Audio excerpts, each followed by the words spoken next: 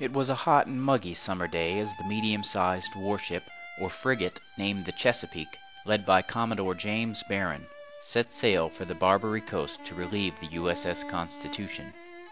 One of the sailors aboard, John Strachan, had deserted the British ship the HMS Melampus after being forced to work aboard it. The British made it a common practice to find deserters, or suspected deserters, and force them back into the Royal Navy. This was called impressment. Strachan and 3 others, who had also deserted British ships, took on new jobs on the Chesapeake. Unbeknownst to all, the next 48 hours would change their lives forever. The British regularly stopped American merchant ships searching for contraband or smuggled goods. They used this excuse to also search ships for missing crew to impress them back into service.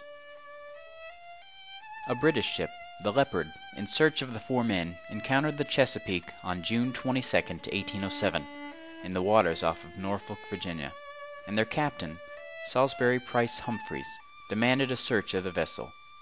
Barron refused.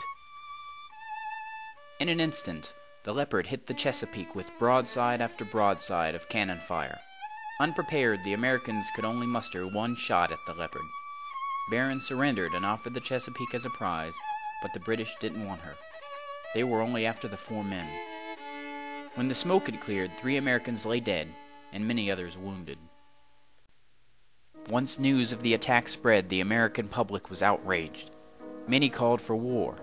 These feelings reached all the way to Congress, where many politicians also demanded action. They were given the nickname the War Hawks. One of which was Henry Clay from Kentucky.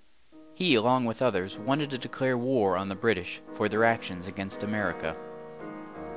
Thomas Jefferson, president at the time, didn't want to take the drastic step of war just yet. He asked Congress to pass an embargo against the British. This embargo, or ban on trade, was an attempt to hurt the British economically. In the aftermath of the attack, James Barron was court-martialed for his incompetence and what some would say is cowardice during the event. He was suspended from duty for 5 years. All of the men stood trial for their so-called desertion. 3 of the 4, including John Strachan, were American-born and were returned. The 4th, who was British-born, was eventually hanged.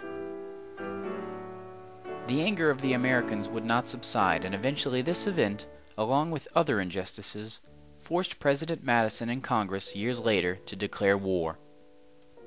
This was the beginning of the War of 1812.